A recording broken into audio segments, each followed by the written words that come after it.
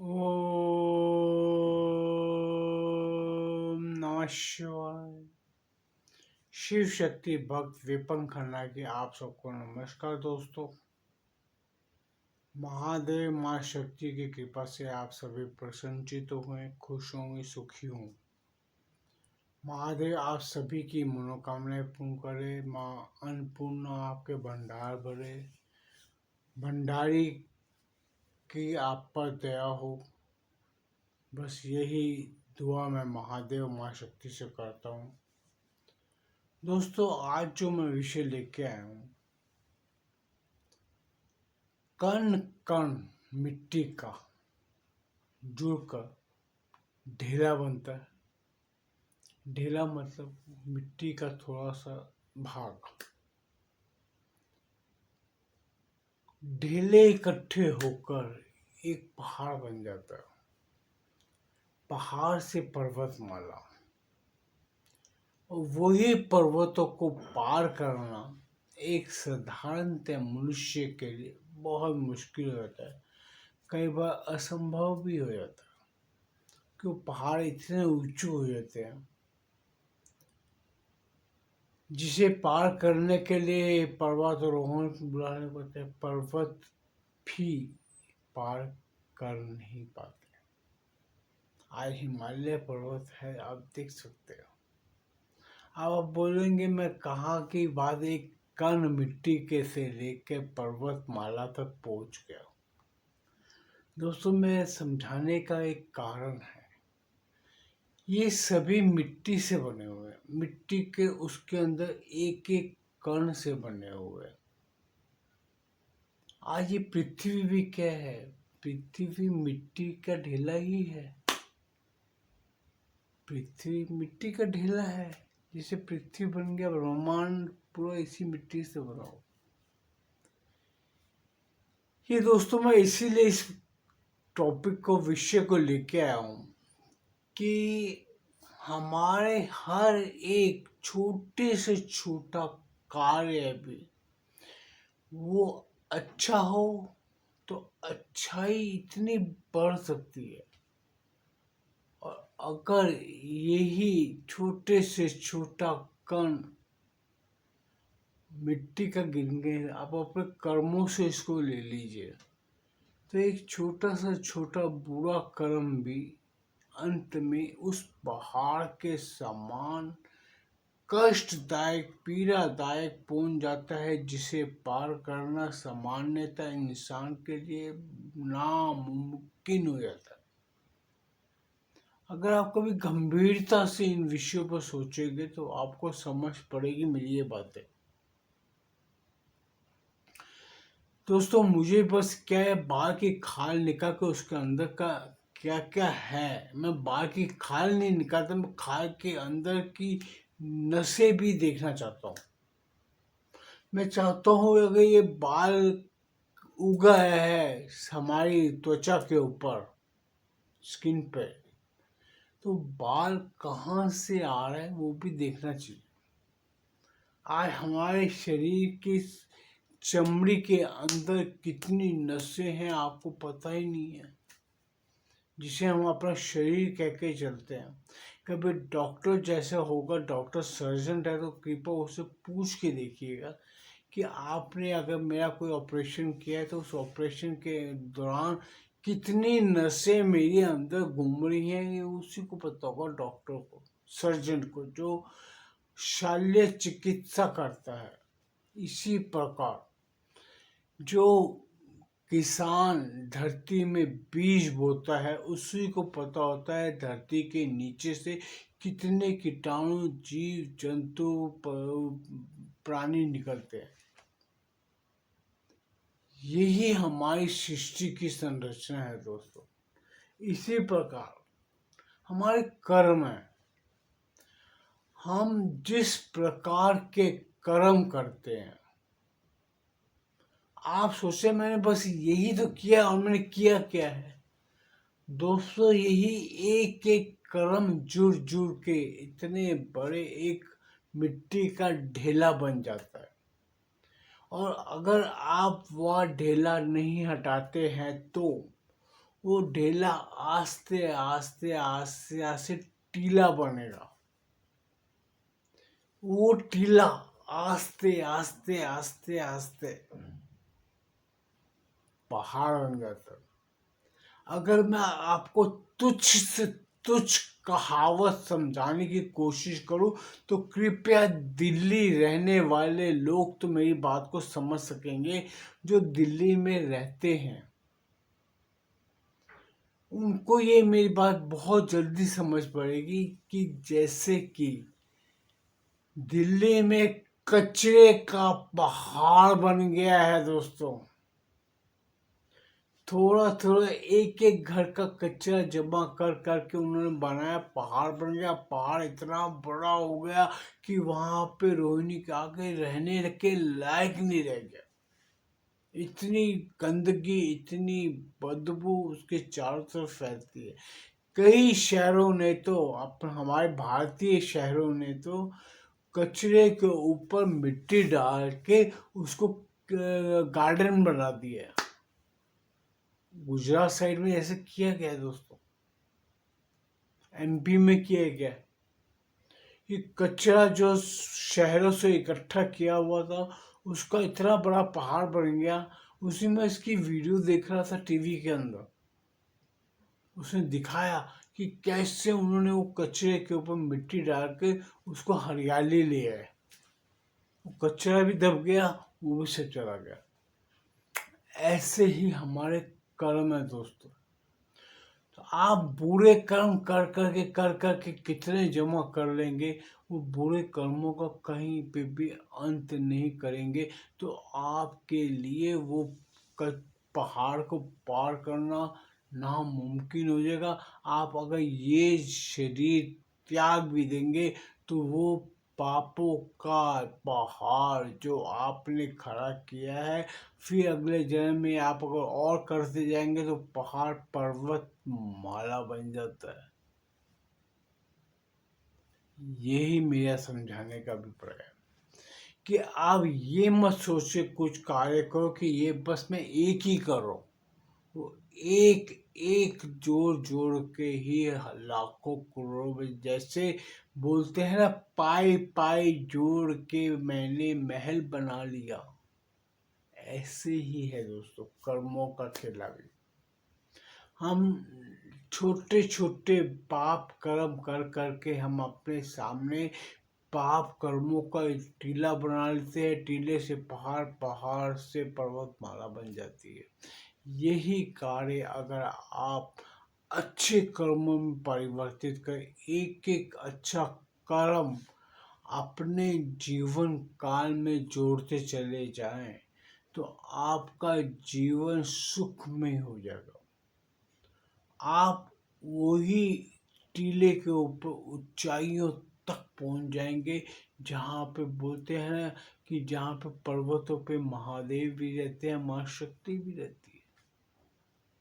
अब आप इसको कैसे भी परिवर्तित कर लो, ये आप पर निर्भर करता है कि आप अपने दिनचर्या में अच्छे कर्म करके पर्वतमाला के ऊपर बैठना चाहते हैं या उस पहाड़ को पार करना भी नामुमकिन हो जाए आपके लिए।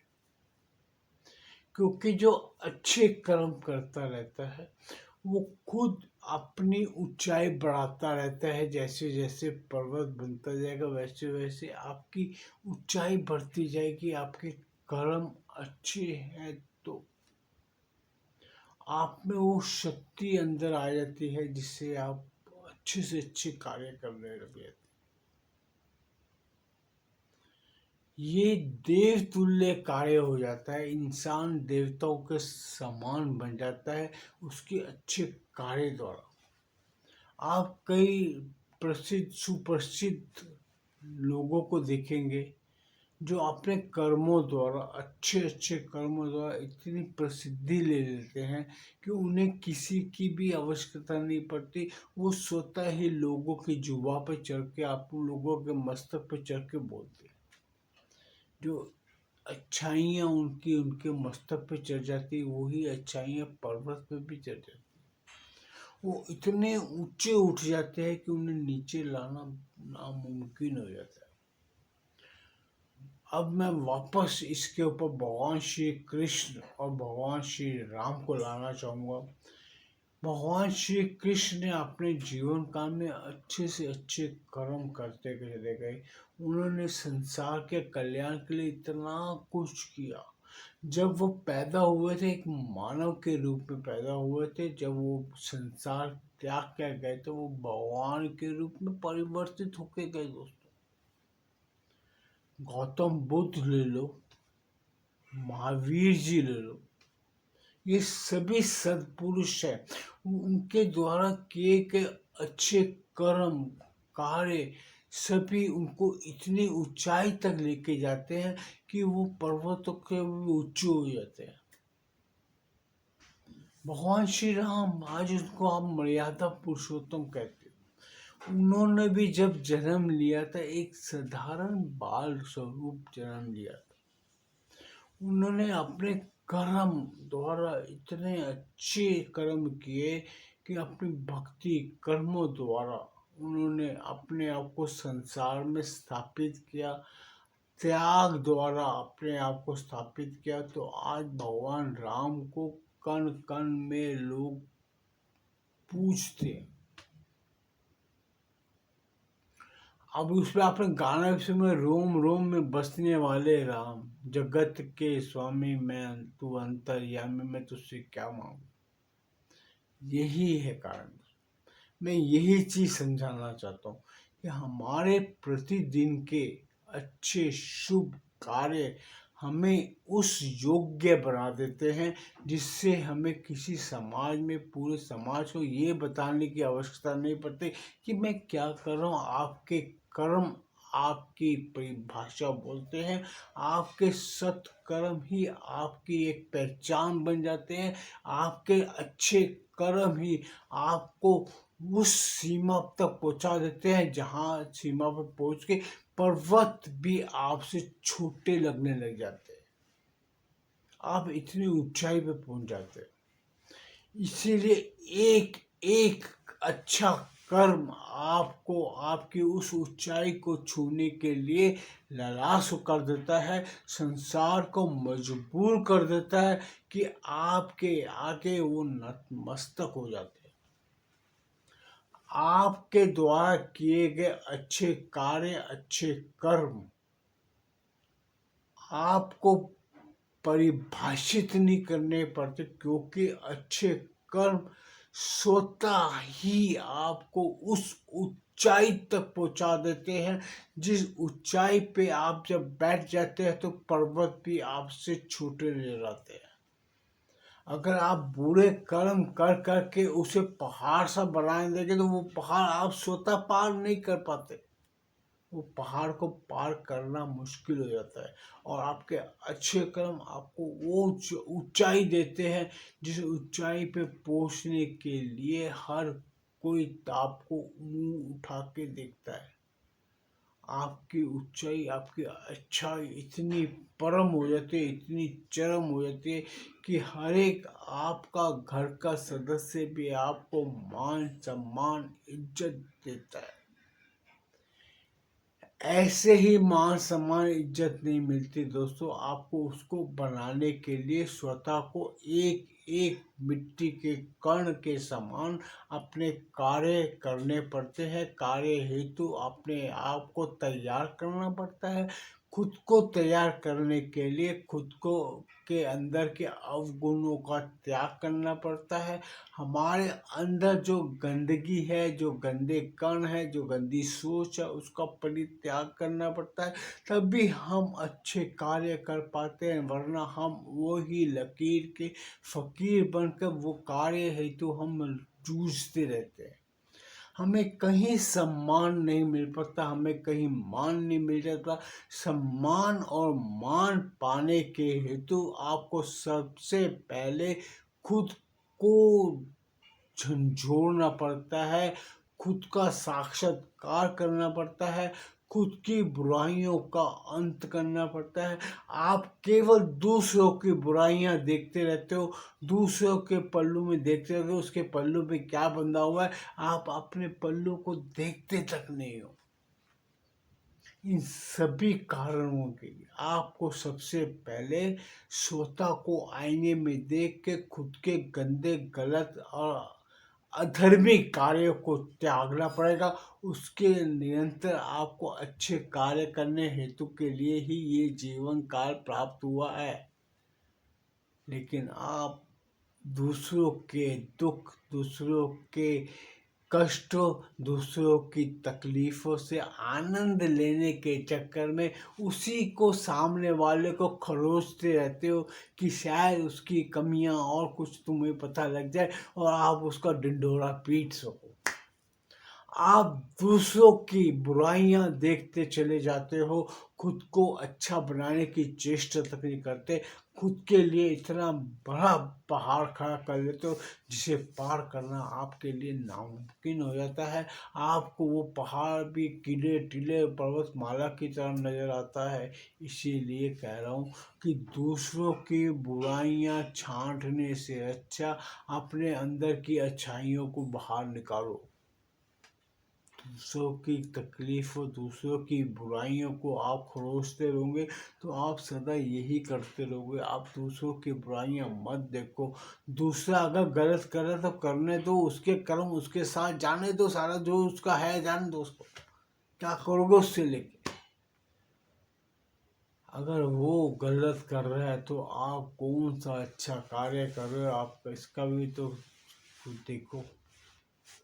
बस दूसरा इंसान क्या कर रहा है ये झांकते रहोगे।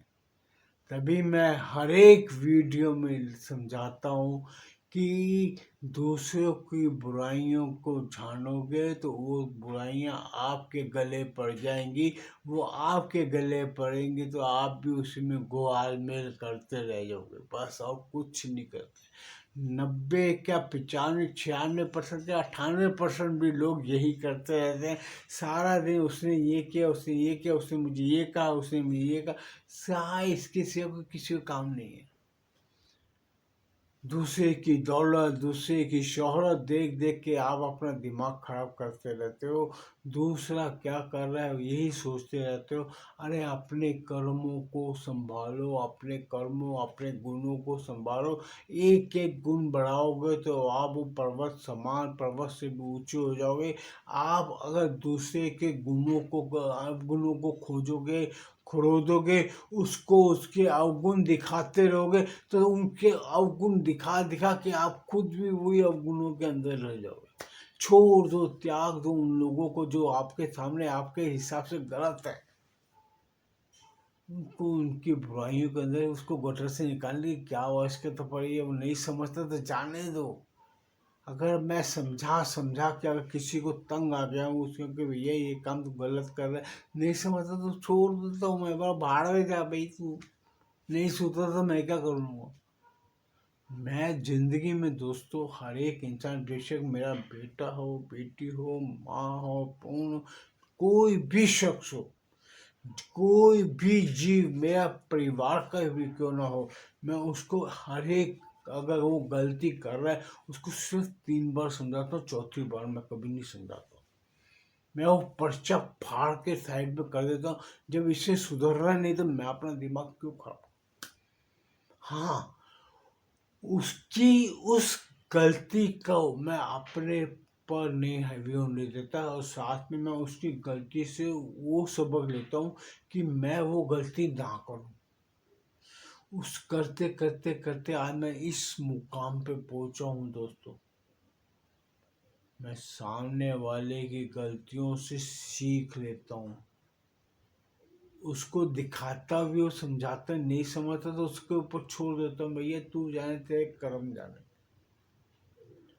आप हर एक आत्मा को, जो आपका भाई बंधु सखा कोई भी हो, उसको आप जितना मर्जी समझा लो, अगर नहीं समझने वाला होगा तो वो आपको बेवकूफ़ बोलेगा। क्योंकि मुझे कईयों ने बेवकूफ़ बोला, मैं मुंह पे बोलता हूँ, आपके सामने वीडियो पे कंफर्म कर रहा हूँ। मुझे कईयों ने मुझे मेरे बोले पागल है, पागल की तरह बोलता रहता है।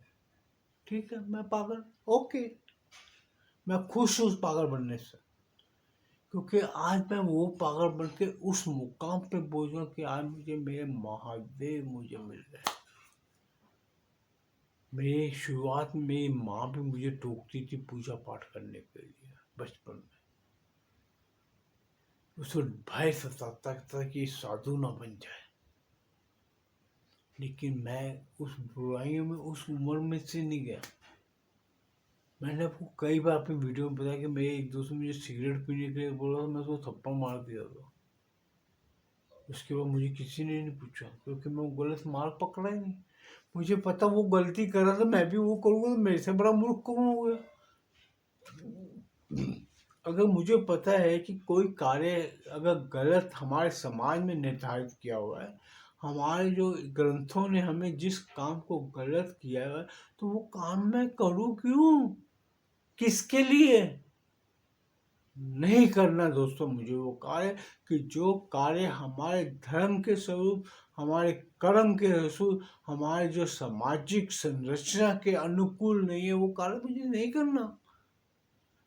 मुझे जो जीवन मिला था, मैंने अपने जीवन बहुत सुख में बिताया। अगर मुझे तकलीफ आई, फाइनेंशियली भी आई, तो मैंने वो कार्य हेतु जो मेरे दिमाग में मुझे सही मार्गदर्शन है, मैंने वो किया। मैंने चोरी करने से अच्छा मांग के खा लेना वो बेहतर समझा जीवन काल में, और जिसका स्वरूप मुझे फल में मिला। हो सकता है मेरे कई लोग मेरी शक्ल देख के भाग जाते कि शायद कुछ मांगना ले, लेकिन मेरे महादेव ने मुझे कभी वो नौबत नहीं आने दी। इतनी तकलीफों के बाद भी मुझे कभी उसने भूखा सोने नहीं दिया, और मैं सारे समाज से लड़ते हुए जगत यहाँ तक फिर पहुंच चुके। दोस्तों, जीवन काल में सुख दुख चोली दामन का साथी है। आप सिवाय सुख के नहीं रह सकते। जहाँ पे आपको सुख प्राप्त है तो वहाँ पे दुख भी प्राप्त होगा। बस ये है, उस दुख को पहाड़ मत बनने दो। अपनी अच्छाइयों द्वारा इतने ऊंचे उठ जाओ कि वो दुख दुख न रह के वो आपसे छोटा हो जाए। आप अपने कर्मों को सुधारो। जिस वक्त आपके कर्म गलत हो जाएंगे, वहां पे आपका पतन निश्चित है दोस्तों। ये मैं अपने जीवन काल का एक्सपीरियंस आप लोगों को इसलिए बताता रहता हूँ। नहीं तो कोई इंसान, मैं चाहूंगा कि मैं अपनी बुराई खुद करूँ, मेरे साथ जो गलत हुआ मैं खुद करूँ? नहीं, मैं अपने सबक के हिसाब से लेता हूँ। कभी कोई ग्रंथ में लिखी हुई चीजें ईश्वर ने अगर अपने लिए भी लिखा, तो ईश्वर ने हर जगह पे अपनी चीजें बताई हैं। अगर मैं भी अपनी सत्यता बताता हूँ, मुझे क्या हर्ज है? मुझे किसी से मेडल नहीं चाहिए यार, आप मुझे पुरस्कार दो, मुझे नहीं चाहिए। मैं जैसा हूँ मैं बहुत खुश हूँ, मुझे प्रसन्नचित है। मुझे कोई तो आपसे वो मान सम्मान क्यों नहीं इच्छा रखता। मुझे मान सम्मान मिला मेरे महादेव से, मुझे माँ शक्ति से, जिन्होंने आज मुझे इस पोजीशन पे पहुंचा दिया। आज मेरा जो से जीवन काल में मुझे प्राप्त हुआ है, मुझे उससे बहुत संतुष्टि है दोस्तों।